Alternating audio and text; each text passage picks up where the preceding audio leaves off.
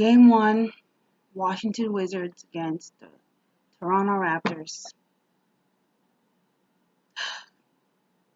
Wizards lose. Wizards. Oh my goodness. Oh my goodness. Oh my goodness. This is crazy. Oh my gosh. Where's Jody Meeks? Where's Jody Meeks when you need him? What the heck?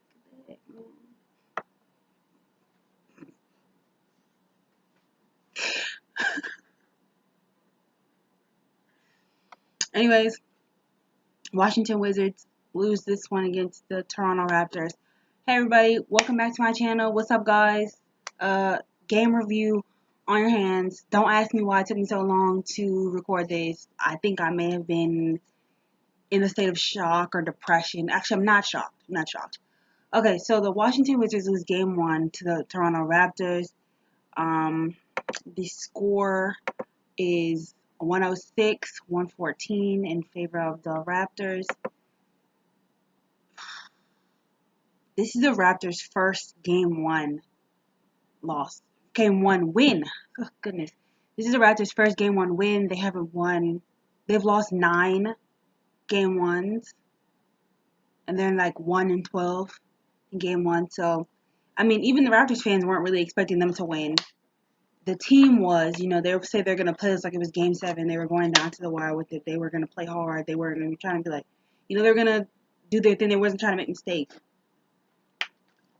The Wizards had a fourth quarter collapse, as usual. I kind of saw that happening towards the last, excuse me, the last 6 minutes. A change of events. Like we were definitely still in it, and then there was definitely a turn of events after that quarter. I mean, in the fourth quarter, we ended the half up by 4, and then they went on a run in the third, 11-point run, and yeah, then they just went from there. Like we were okay, but yeah, I don't even know, guys. I don't know.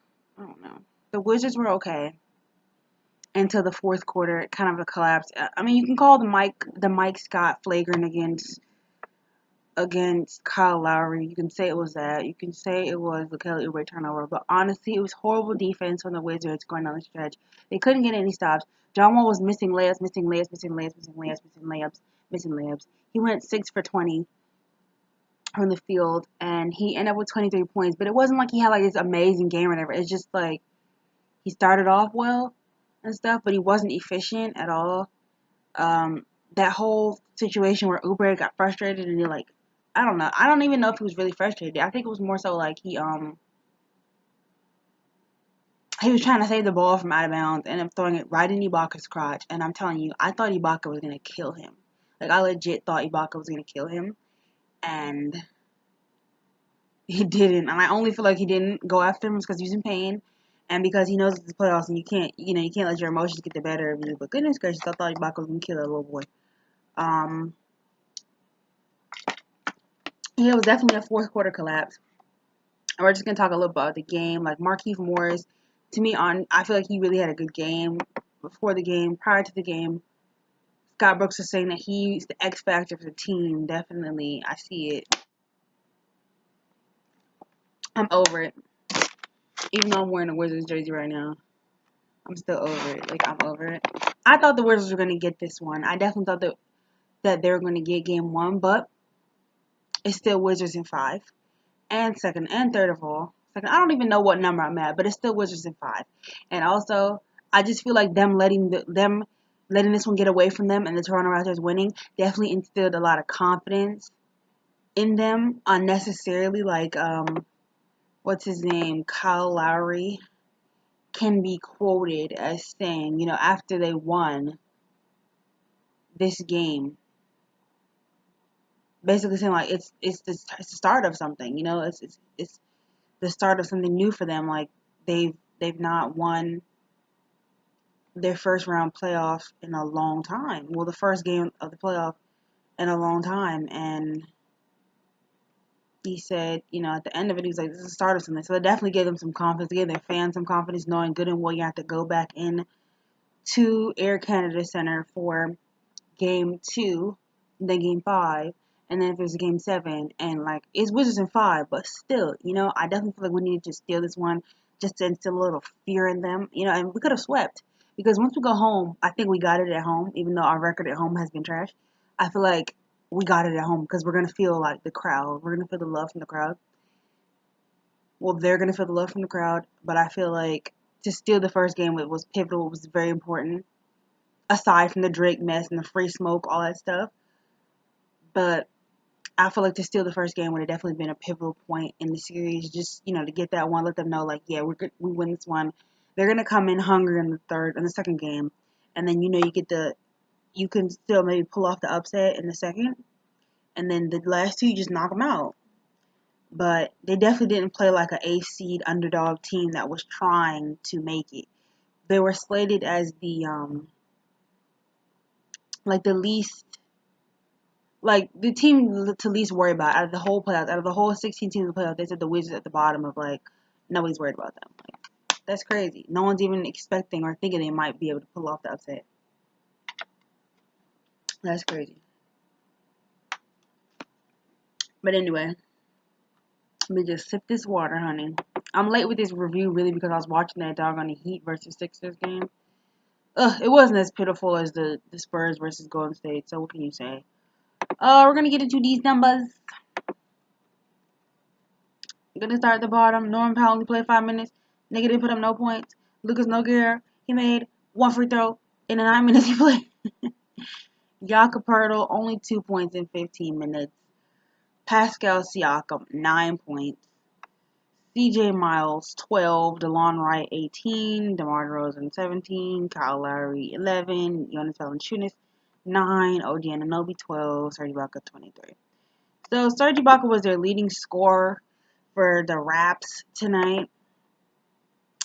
But, I mean, honestly, yeah, he was their leading scorer. And, yeah, Kyle Lowry and DeMar DeRozan did not have a good first half. The Wizards did a good job of limiting them in the first half. But they definitely came out in the second half and, started producing. They did what the commentator said they should do. Stars got to be stars, And so the stars came out and started to play more like stars. 17 and 11. They combined for 28 points, the two of them.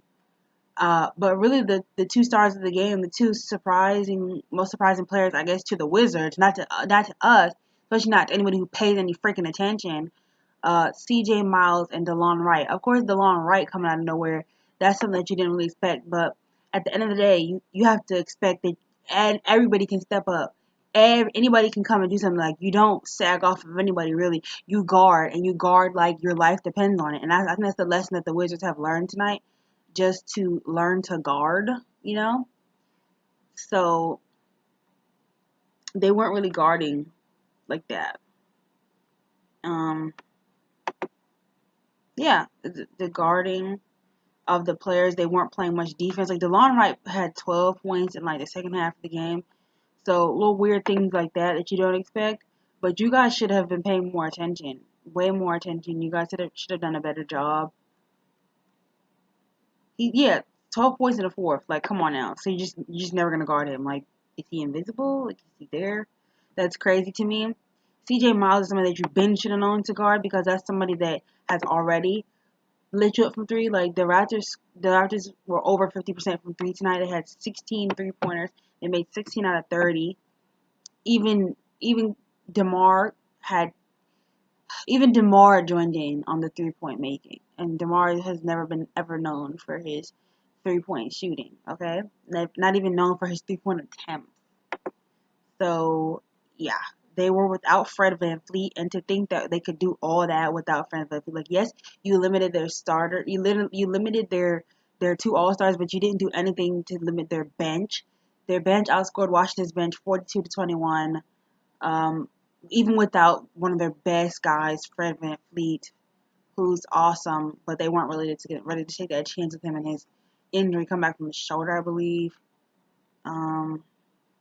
Yeah, Wall didn't get a lot of calls tonight, but honestly, what can you expect? Wall really never gets the calls that he so-called deserves or whatever. A lot of them he did A lot of them he should have gotten. But John Wall says that he does. He really came out and said that he does the same thing that LeBron James does, and he doesn't get the same calls or results. John Wall, what is the name that was on your birth certificate? What is the name that was on your birth certificate? Is it John Wall or is it LeBron James? Tell me that, and then I'll let you know.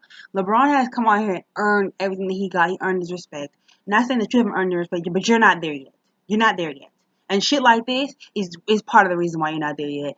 You're focusing more on the call than you are on actually finishing at the rim. Talking about something you just go out and do the same thing LeBron James does. Is that who you are? Is that your name? No, it's not. So stop. Anyways, Wizards. Couple things I would like to note for them. Yamahimi, 2 points. Tim Frazier, no points, but at least he saw the floor tonight. Thomas Satoransky only had 2 points. That boy needs to be way more aggressive. Kelly Oubre was awful tonight. He only had 3 points, 1 3-pointer. I bet you that made him feel so good to see that 3 go down. And it's just like, no, I'm tired of you trying to shoot your way out of this slump. Like, it's over for you right now. You really need to go sit down somewhere. You only played 16 minutes. You have 5 rebounds. I mean, come on now. You really need to find a way to impact the game. Scott Brooks trusts you way too much. He gave you way too many opportunities for this type of to be happening at this point. Like, you need to get your shit together for real, little boy, because you're getting on my nerves right now. Clearly, mentally, there's something going on. Because nothing wrong with him physically. Mentally, he's having a problem. He needs to get that together. I don't know if he needs to, like, he just needs to get that together for real, for real. Like, it's mental. It's all mental. Anyways, our bench was garbage. We had what's that, 4, 7, only 7 points from combining 3 bench players combined for 7 points. 3 people combined for 7 points. Mike Scott came out and scored 14 points, and although I feel like he scored more, but whatever. No, 14. That's it. Somebody said it was 17, but it's 14, and 3 rebounds. John Wall with 23 and 15. Majority of that was scored in the first half. Bradley Beal with 19 and 4. Not enough from him. Gortat with 12 points. I liked what I saw from him offensively. I feel like Gortat does not struggle like that against, what's his name? Against Valanciunas. The way that you probably would think that he would. Like, not like how he usually struggles. Markieff Morris was amazing for us tonight. 22 points, 11 rebounds, 6 assists.